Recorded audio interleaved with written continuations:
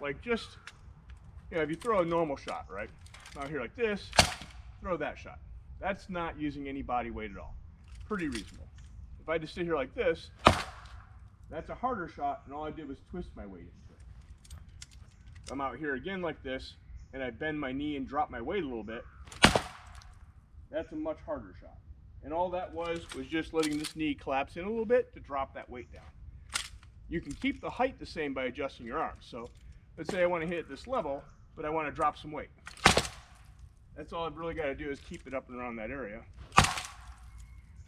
And it's pretty straightforward. Anyone that's fought me knows I can hit pretty hard. I'm not really doing anything more than that. It's super rare, to almost vanishingly rare, that I ever have to use arm strength to kill anybody.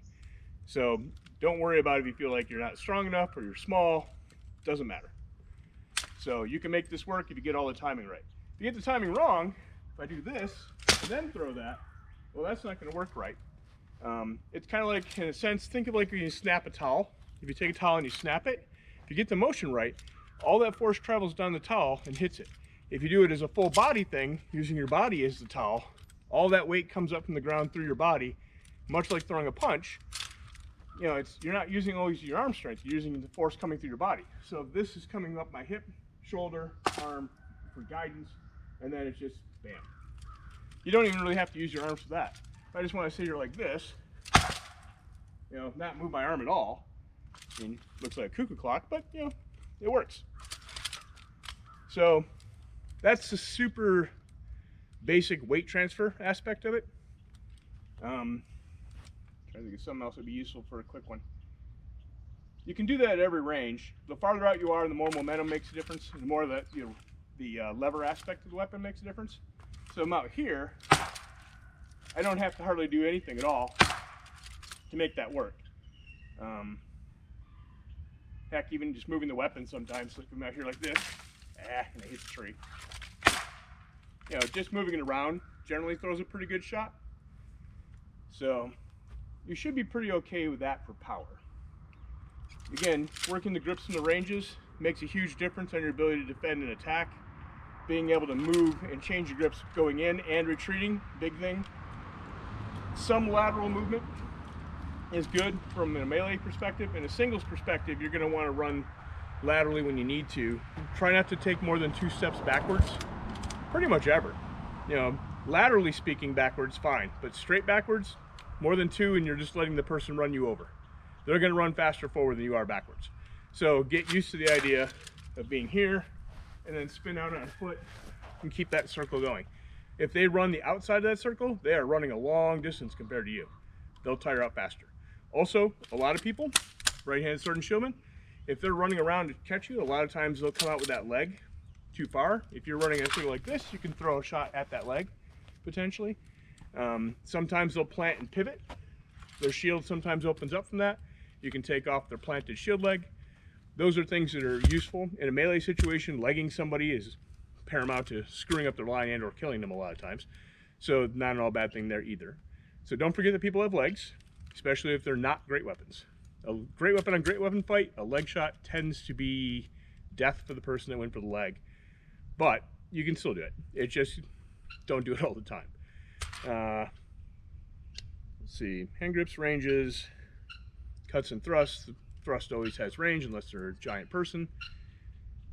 Yeah, that pretty much covers it. Oh, and I don't use a butt spike, obviously. But if you do use a butt spike, that's fine. But here's some of the reasons I'm not super thrilled with that. If you get in close with people, the first response of most butt spike people is to do this. Well, okay, so where's your defense at this point?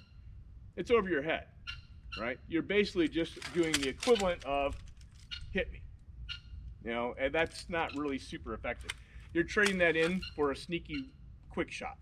And if they notice you had a butt spike ahead of time, your odds of getting that to work super well, unless you're great at it, are not really high.